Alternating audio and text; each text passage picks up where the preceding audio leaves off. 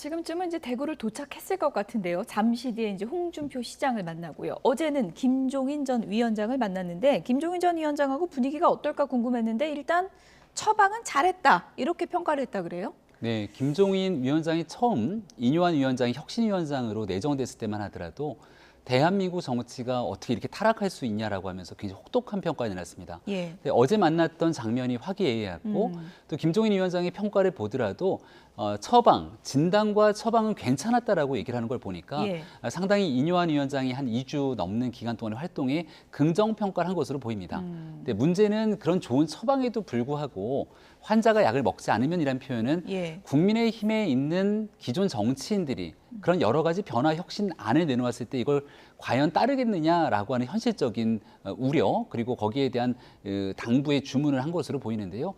시간이 좀 필요하겠죠. 하지만 시간이 흘러감에 따라서 인요한 위원장이 얘기했던 자기 헌신과 희생에 대한 결과물이 하나둘씩 나오게 된다면 김종인 위원장의 평가도 한결 더 긍정적으로 변하지 않을까 생각합니다. 결국 약을 먹을 거다 이렇게 보시는 거군요. 네, 쓴 약은 결국 몸에 좋을 수밖에 없고 예. 다만 이제 신약이 나오게 되거나 예. 뭔가 검증되지 않는 약을 제시했을 때 사람들이 머뭇거리고 주저거릴 수 있는 것 아니겠습니까? 근데 그 약의 효과가 확실하다라고 판단이 되게 되면 이 몸이 아픈 사람 입장에서는 약을 받아들일 수밖에 없겠죠.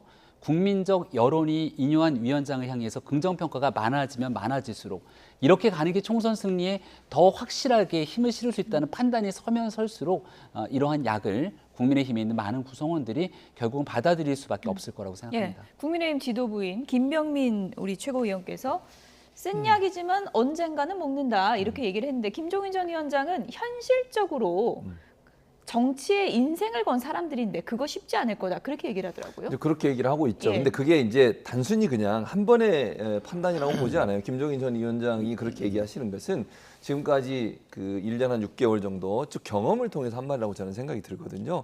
지금 대상은 뭐 누가 보나 이건 대통령을 말씀하는 것 같고요. 그러니까 용산만 쳐다본다 이 말은 당이 주도적으로 역할을 하지 못하는 것에 대한 비판이고요. 예. 그러면 용산을 쳐다본다는 말은 변화, 그 약 쓴 약을 먹어야 될 대상은 대통령이란 말씀밖에 안 돼요. 분석을 해보면. 예. 그런데 그게 잘 안 먹을 것 같다라고 얘기하는 것도 결국은 지난 이제 윤석열 대통령이 취임하신 이후에 지금까지 행보를 보면 쓴소리를 적극적으로 수용하거나 아니면 본인의 의견과 다른 의견들을 들었을 때 적극적으로 인용하는 것보다는 좀 반발하거나 아니면 무시하고 그냥 넘어가는 경우들이 많았다는 거죠. 그러니까 사실 그 약이 정말 좋은 약임에도 불구하고 대통령이 그걸 받아들이거나 수용하지 않으면 아무 의미가 없다. 근데 당이 그걸 해결해야 될 문제가 아니라 지금 현재는 당과 대통령 간에 수직적 관계가 형성이 돼 있고 그 상황에서 대통령이 결단해야 되는데 지금 상황으로 보면 대통령이 그 약을 먹는 것을 주저할 것이다라고 추측을 하는 거라고 저는 봐요. 예. 물론 이제 뭐 아직 시간이 남아 있으니까 대통령이 예. 어떤 결단을 할지 모르겠고요. 또 당이 저는 일정 부분 대통령과 거리를 두려는 시도를 해야 된다고 봐요. 그렇지 않으면 정권 심판이 총선 과정에 불게 되면 또다시 용산이 아니죠. 지난번에 그 강서구청장 예. 재보궐선거와 비슷한 형태의 경우가 나올 위험성도 있는 거거든요. 예. 그건 당도 정신 똑바로 차리고 독립해야 되고요. 대통령도 일정 부분 당에게 주도권을 주고 본인이 좀 물러서는 모습을 보이는 것이 필요한 상황이다. 이렇게 볼 수 있겠습니다. 김종인 전 위원장과의 만남이 관심을 더 끈 대목은 바로 이준석 전 대표의 멘토로 불리는 분이 김종인 전 위원장이기 때문일 텐데 어제 기자들이 물어보니까 이준석 전 대표 얘기 안 했다고 그러더라고요. 네. 진짜 안 했을까요? 저는 별로 할 시간이 없었을 거라고 봅니다. 예. 긴 시간 환담을 나누진 않았던 것 같고 제일 중요한 건 이 당이 어떻게 변하는지에 김종인 위원장은 더 관심이 많을 겁니다. 이준석 전 대표야 개인으로서 이 전 대표가 정치를 시작하는 과정부터 중요한 일 있을 때마다 많은 상의를 했던 멘토처럼 불리기 때문에 개별적으로 찾아왔을 때 여러 조언들을 해줄 수 있을지 모르겠습니다만 지금은 국민의힘의 변화와 혁신의 과정에 이준석 전 대표 일은 작은 하나의 변수에 불과한 것이지 이 모든 것들을 규정하고 있는 혁신의 과정과는 조금 거리가 있다고 판단할 겁니다. 그래서 김종인 위원장의 어제 발언들을 쭉 보니까 결과적으로 용산 대통령실과 국민의힘이 얼만큼 변할 수 있는가에 대한 의지를 보고 있는 것 같은데요. 예. 최근에 보궐선거 패배 이후로 윤석열 대통령의 발언으로 반성이라는 키워드도 나왔고 실제 정부의 국정 운영에 대한 여러 가지 태도들이 상당히 많은 변화를 가져오지 않았습니까? 국민의 힘도 이뉴한 위원장의 중심으로 스스로를 변화시키려고 하는 노력들이 있는 만큼 일단 과거와 달라진 국민의 힘의 현재 상황에 어느 정도 흥미를 갖고 김종인 위원장이 지켜보고 있다고 저는 판단합니다. 예.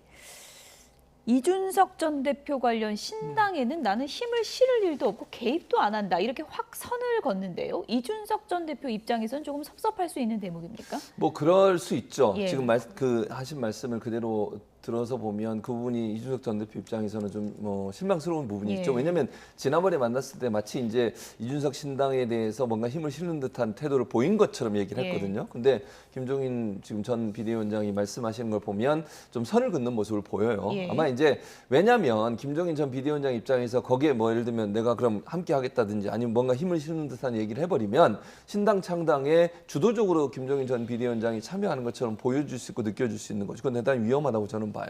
지금 상황에서 김종인 비대위원장 같은 경우에는 현재 상황을 보면서 앞으로의 행보를 결정할 문제이지 지금 당장 어느 한쪽에 힘을 실을 수도 없고 또 하나 이준석 전 대표가 신당을 만드는 게 아직 확정적인 것도 아니에요. 그렇군요. 그러니까 가능성은 남아있지만 네. 그렇다고 100% 저는 할 거라고 보지 않거든요. 그런 차원이라고 하면 김종인 전 비대위원장 입장에서는 쉽사리 거기에 뭐 힘을 실거나 본인이 함께하는 듯한 태도를 보이는 것 자체가 본인의 어떤 정치적인 무게감이나 아니면 앞으로의 행보에도 상당히 부정적 영향을 미칠 수 있기 때문에 예. 선을 긋는 듯한 태도를 보이는 게 아닌가 이렇게 보여집니다. 이뉴한 위원장의 이준석 전 대표 품기가 한창인데 품으면 안 된다, 제명해야 된다, 안철수 의원이 이렇게 이제 주장을 하고 있는 상황이죠.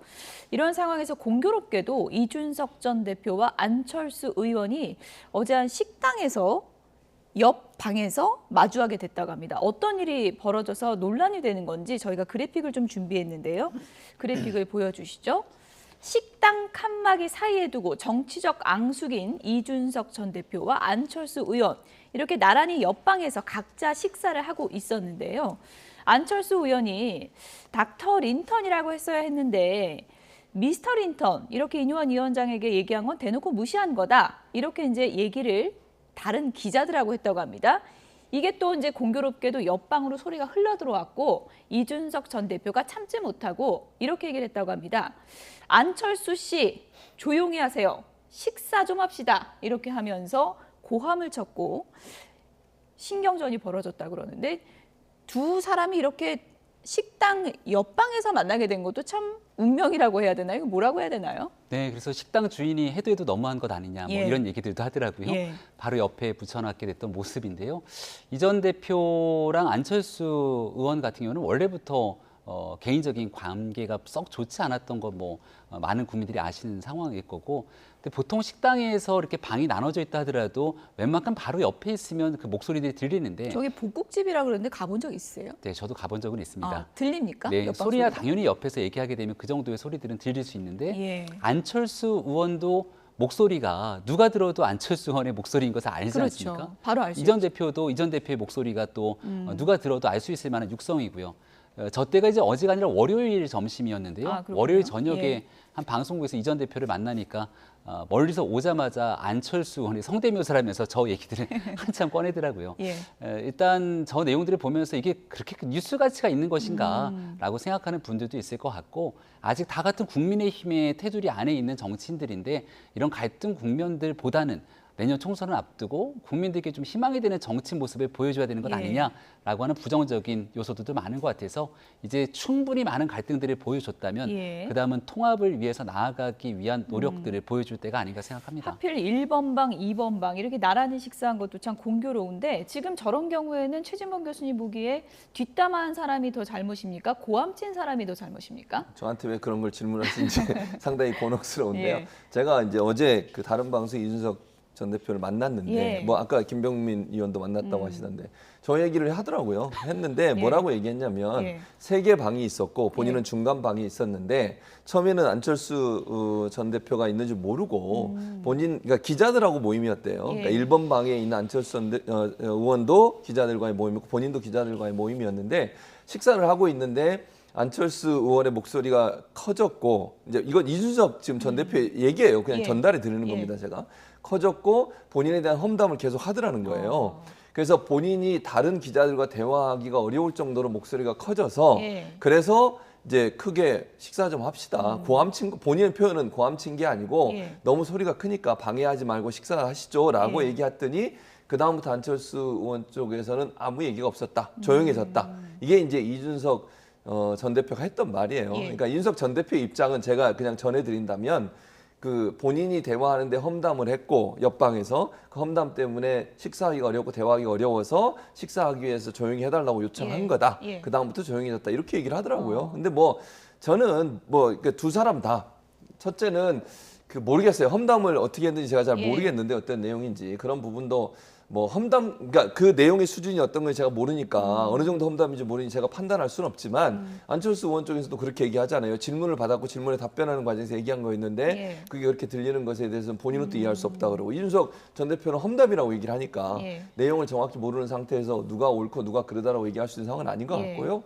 두 사람의 갈등이 계속 결국은 요인이라고 생각해요. 근데 지금 안철수 의원 저희가 말표에다 해놓은 내용이 안철수 의원 측은 나는 험담한 적은 없다라고 그렇게 하는데 저 얘기하고 있어요. 얘기가 험담입니까? 어떻게 보십니까? 저 말만 보면 험담이라고 보기 어렵죠. 예. 근데 또 이준석 전 대표는 험담을 했다고 얘기해요. 그러니까 그걸 모르겠어요, 사실은. 예. 어떤 내용들이 오가는지 전체 내용을 듣지 못했기 때문에 예. 누구의 말이 맞는지 모르겠는데 안철수 의원은 험담이라고 저 말만 했다면 험담이라고 보기 어렵죠. 예. 제가 생각할 때는. 예. 근데 이준석 전 대표가 얘기하는 거는 험담을 했다고 하니까 그 외에 또 여러 가지 얘기를 했을 텐데 그 얘기 어떤 내용인지를 확인하고 나서 예. 판단을 해야 될 것 같습니다. 예. 그리고 이제 이준석 전 대표 측 얘기 들은 거를 얘기를 해주셔서 안철수 의원 측 입장도 좀 반영을 하면 뭐 고함은 안 쳤다고 하는데 어쨌든 안철수 씨 호칭을 이렇게 한 거 아니겠습니까? 네. 이거 자체가 어떻게 보면은 조금 모욕적일 수 있는 발언이기도 할 수도 있을 것 같은데 그건 또 어떻게 보십니까? 두 분은 뭐 나이 차이도 많지 않습니까? 예, 이준석 전 대표가 지금 제일 지향해야 되는 건 이른바 대한민국 사회에서 정치적 예의에 관한 문제가 이 전 대표에 대한 태도 논란으로 벌어지고 있다는 예. 거죠. 지난날 이뇨한 위원장이 부산을 찾았을 때 영어로 얘기했던 내용에 대한 평가들이 저마다 다릅니다만 이 내용들이 이제 이뇨한 위원장 면전에서 약간 모욕을 주듯이 예의 없는 정치의 모습을 보였다는 평가가 꽤나 지배적으로 흘러가고 있습니다. 거기 안철수 전 대표의 관계가 안 좋은 거는 뭐 모르는 분들이 없는데 그래도 대한민국에서 나름대로 연배가 좀 있는 정치인을 대상으로 안철수 의원, 안철수 전 대표 등 호칭이 아니라 안철수 씨라고 하면서 모욕적인 표현을 썼다는 것은 이 전 대표의 정치적 이미지에도 별로 도움이 안 될 겁니다. 얼마 전에는 안철수 의원에 대한 이 질문을 기자들이 물었을 때 아픈 사람이랑은 상대하지 않겠다라고 얘기해서 또 한바탕 논란이 된 적이 있거든요. 예. 그러니까 이 전 대표의 정치적 상황과 이런 부분들을 좋게 평가하는 젊은 층들도 있지만 여전히 이 전 대표와 같은 정치적 행보를 통해서 이 청년 정치가 이렇게까지 망가질 수 있냐라는 비판적 요소를 주는 분들은 결국 저 태도에 관한 문제를 지적하거든요. 예. 그러니까 이건 이 전 대표가 앞으로 있게 되는 정치 활동을 통해서 좀 스스로를 돌아보고 극복해야 될 중요한 요소라고 말씀을 드리겠습니다. 어쨌든 뭐 칸막이 사이에 두고 또 신경전이 벌어졌는데 두 분 저 칸막이 치우고 두 분 좀 만나서 그렇게 좀 얘기를 나눠보는 시간 가지면 어떨까 그런 생각이 드는데요. 이준석 전 대표는 이제 신당의 보폭을 좀 넓히고 있는 모양새고요. 중요한 건 이제 누가 들어올 수 있느냐 거기에 그 부분이고 지금 이제 민주당에서 비명계 의원이 합류할 것인가 그리고 이제 이상민 의원의 이제 발언이 상당히 좀 주목을 받고 있는데 그래픽을 좀 보여주실까요? 이상민 의원이 이제 이준석 전 대표 만났다고 하잖아요. 네. 한 언론 인터뷰에서 이렇게 얘기를 했습니다. 한 달 내 내가 결단을 하는데 지금 어디든 갈 수 있고 이준석 전 대표랑도 할 수 있고 국민의힘도 선택지라 그랬거든요. 어떻게 보십니까? 근데 저는 일단 저 발언이 뭐 국민의힘을 제1의 선택지로 보고 얘기한다고 보진 않아요. 그러니까 지금 이상민 의원의 지역구가 상당히 국민의힘에서는 좀 어려운 지역구 중에 하나예요. 전통적으로 그렇다는 말씀을 드리는 예. 겁니다. 그렇기 때문에 국민의힘 후보로 나가서 뭐 물론 공천이 될지 안 될지도 모르겠고요. 그랬을 경우에 당선 가능성이 있느냐 그건 상당히 좀 어려운 상황이라고 보여지거든요. 그렇기 때문에 만약에 이제 민주당을 탈당을 한다고 하면 신당이나 아니면 무소속으로 생각할 가능성이 있지. 그러나 지금까지도 저는 이상민 의원은 민주당 간판을 가지고 나갈 가능성 거기에 선호도가 있다고 저는 보거든요. 예. 왜냐하면 지역으로 봤을 때 민주당의 선호도가 좀 있는 지역이고 본인이 거기서 민주당 간판으로 당선이 됐기 때문에 그걸 포기하려고 하지 않을 거예요. 다만 이게 이제 만약에 경선을 하거나 아니면 여러 가지 이유 때문에 본인이 탈락했을 경우를 고민한다고 예. 하면 그렇다 하더라도 국민의힘으로 가기보다는 신당이나 다른 무소속 이런 방향으로 나가는 것이 본인한테 유리하다고 판단하지 국민의힘 간판으로 나가서 당선될 가능성이 낮은 상황에서 그렇게 할 거다? 그건 좀 어려울 거라고 생각해요. 왜냐하면 사실은 이상민 의원이 갖고 있는 본인한테 긍정적인 부분은요. 조직표예요, 조직표. 근데 조직표라고 하는 게 그 지역에 있는 기초 의원들인데 그 의원들은 전부 민주당이잖아요. 예. 국민의힘으로 만약 이상민 의원이 간다고 하면 과연 따라갈 수 있겠냐는 거죠.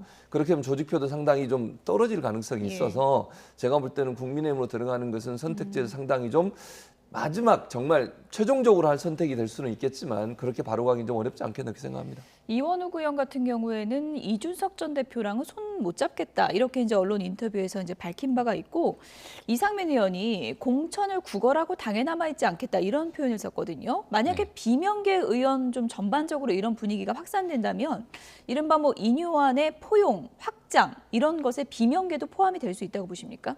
저는 국민의힘이 총선을 앞두고 내적 통합과 혁신이 1단계라고 봅니다.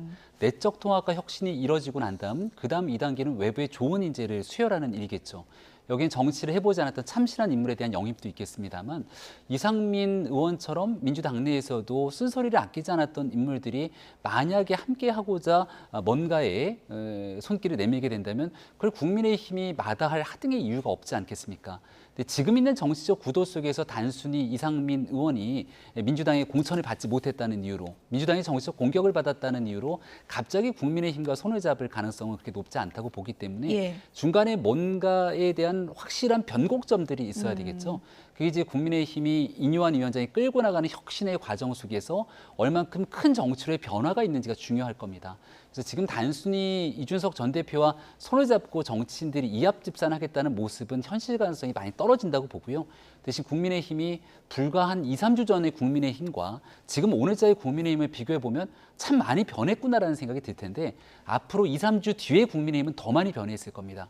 그런 과정에서 한 12월 겨울 정도가 됐을 때 어떤 방식의 정계 개편 등 새로운 변화의 가능성들이 있게 될지는 정치적 상상력에 맡겨도 좋을 것 같습니다. 네, 통합 행보 이어가고 있는 인유한 위원장이 이제 잠시 뒤면 홍준표 시장을 만납니다. 지금 이제 뭐 대구 도착해서 오늘 대구시청에서 만난다고 하는데 홍준표 시장이 인유한 위원장 처음에 발탁했을 때 굉장히 부정적이었잖아요. 오늘 어떤 얘기할까요? 그러니까 저는 아마 쓴소리를 할 것 같아요. 홍준표 시장 입장에서는 아마 김종인 전 비대위원장과 비슷한 형태의 말을 하지 않을까 생각하거든요. 그러니까 국민의힘과 대통령실의 변화를 촉구하는 그리고 혁신위원회가 그걸 추동해내야 된다고 얘기할 것 같습니다. 그러니까 인유한 위원장을 만나지 않거나 아니면 뭐 면박을 주거나 그렇게 하진 않을 거라고 보고요. 홍준표 시장 입장에서는 뭐 국민의힘이 변화해야 되고 대통령이 변화하지 않으면 이번 총선에서 이길 수 없다라고 하는 부분을 강하게 얘기할 거예요. 비판적 입장을 낼 텐데 그게 인유한 위원장에 대한 비판이 아니고요. 혁신위원회가 똑바로 해야만 살려낼 수 있다고 하는 부분들을 강하게 드라이브를 걸어야 된다고 하는 부분을 강하게 요청할 거라고 저는 보고 그런 차원에서 본다고 하면 김종인 비대위원, 전 비대위원장의 어떤 뉘앙스, 그런 말 그런 표현들과 유사한 내용을 얘기하지 않을까 저는 그렇게 예상하고 있습니다. 혁신안과 관련해서 좀 공통 지점을 찾아서 돌아올 가능성도 있는 거겠죠? 네, 인유한 위원장이 2호 혁신에 나왔을 때 홍준표 시장이 시원하다. 혁신은 그렇게 하는 것 이라면서 뭐 지도부 중진들을 다소 비아냥대는 표현을 쓰긴 했지만 인유한 위원장의 방향성에 대해서 굉장히 긍정평가를 하기도 했습니다. 하지만 여기에 대한 본인의 아이디어 차원에서 시스템 공천이란 이런 것이라고 구체적인 기준표까지 제시했기 때문에 아마 인유한 위원장과 홍준표 시장이 만나게 되면 유쾌하게 총선을 앞두고 변화와 혁신에 대한 새바람이 무엇인지에 대한 공통분모는 반드시 찾아올 거라 보고요. 홍준표 시장은 완급 조절을 하는 정치인이잖아요. 그동안 쓴소리를 많이 내뱉었지만 지금 돌아가는 분위기가 여론의 호응을 얻고 있다고 생각하면 오늘은 꽤나 긍정적인 반응을 보일 거라고 생각합니다. 오늘 홍준표 시장이 어떤 표정으로 인유한 위원장을 맡게 될지 상당히 좀 궁금해지는데요. 앞서 김종인 전 위원장이 인유한 처방이 좀 약효가 없는 것 같다. 아직 이런 얘기를 했는데 약효가 있을 가능성도 있어 보입니다. 국민의힘 유상범 의원이 어떤 얘기를 했는지 좀 듣고 오겠습니다. 아마 여러 가지 고민하실 걸로 알고 있고 김기현 대표께서 과거에 저랑 대화하시면서 본인 스스로도 국회의원으로서 가질 수 있는 큰 영광은 다 이뤘다는 말씀도 하셨거든요. 뭐 당대표, 원내대표 다 경험하셨고 또 선거 나와서 울산시장 또 역임을 하셨고 하는 과정을 말씀하셨는데 저는 충분히 당과 어떤 국가 발전의 측면에서 이제 검토를 하실 거다 이렇게 생각합니다. 네, 김기현 대표 속내를 누구보다 잘 알고 있을 것 같은 김병민 최고위원님. 결단이 임박한 겁니까? 어떻게 보십니까? 그 김기현 대표가 직접 내가 어떤 행동을 하겠다 한 번도 누구에게도 말한 적은 없습니다. 다만 이제 꼭 말씀드리고 싶은 건 뭔가 등 떠밀리는 모습처럼 대표의 결단들이 이루어지게 되면 그건 감동도 없고 실질적인 효과가 반감될 수밖에 없을 겁니다. 그래서 김기현 대표가 가지고 있는 당과 국가에 대한 진정성에 대해서 계속 말씀을 드리는데요. 4선 국회의원입니다. 4선 국회의원이 한 번 더 국회를 해서 5선 국회의원이 된다고 크게 달라질 게 무엇이 있겠는가. 여기에 대한 고민들이 당연히 있지 않겠습니까? 조금 전 나왔던 것처럼 울산시장이라는 단체장, 광역단체장도 지냈고 원내대표, 당대표 할 수 있는 모든 정치적 역할들을 해봤기 때문에 그다음 김기현 대표에게 남은 마지막 단 한 가지 소명이라는 건 여소야대 국면을 탈피하기 위해 내년 총선에서의 과반 의석 확보 이걸 해내는 대표로 기록이 되면 김기현 대표는 역사상 보수정당에서 아주 큰 역할을 한 지도자로 남게 되는 거고요. 어떤 상황이든지 간에 그걸 실패하게 되면 보수 정치의 역적으로 기록될 수도 있습니다. 그럼 그런 과정에서 김기현 대표가 어떤 행동을 하는 게 중요하다. 국민들께서 목소리를 높이고 또 거기에 대한 방향이 정해지게 된다면 나 스스로를 얼마든지 내려놓을 수 있는 준비가 돼 있는 정치인이 김기현 대표다 저는 이렇게 판단하거든요. 예. 근데 서두에 말씀드린 것처럼 이게 막 여론에 등 떠밀리는 모습처럼 비춰지지는 말아야 되기 때문에 어떤 방식의 행동을 통해서 국민의힘 전체를 살릴 수 있을까에 대한 고민을 늘 깊게 하고 있지 않을까 예. 조심스럽게 판단해 봅니다. 김병민 최고위원의 개인적인 전망으로는 김기현 대표가 결단을 한다면 불출마 쪽이 더 가능성이 높을까요? 수도권 험지 출마 가능성이 높을까요? 정말 모르겠습니다. 아, 그렇습니다. 하지만 인유한 위원장이 지난 2호 혁신안을 내비치면서 당의 기득권을 갖고 있는 많은 사람들이 내려놓아야 되는데 아직 호응을 안 하고 있지 않습니까? 2011년 총선, 12년도 19대 총선을 앞두고 있는 시기에 이명박 전 대통령의 형이자 가장 큰 정권의 실세였던 이상득 부의장이 불출마를 선언하고 초선 의원이었던 홍정욱 의원이 불출마를 선언하면서 불출마 연쇄 도미노가 일어납니다. 지금은 누구도 나 스스로의 갖고 있는 기득권을 내려놓는데 부담이 되죠. 서로 상황도 좀 고려하게 될 거고. 근데 당대표가 스스로의 결단을 내리는 순간 나머지에 대한 일들은 퍼스트 펭귄 이후에 도미노처럼 많은 역할들이 이어지게 될 거거든요. 예. 그 상징적인 판단이 무엇일지에 대한 가장 극적인 효과를 김기현 대표는 고민하지 않을까라고 마찬가지로 좀 옆에서 생각을 해봅니다. 네, 윤핵관 결심 1호가 누가 될지 좀 지켜보도록 하겠고요.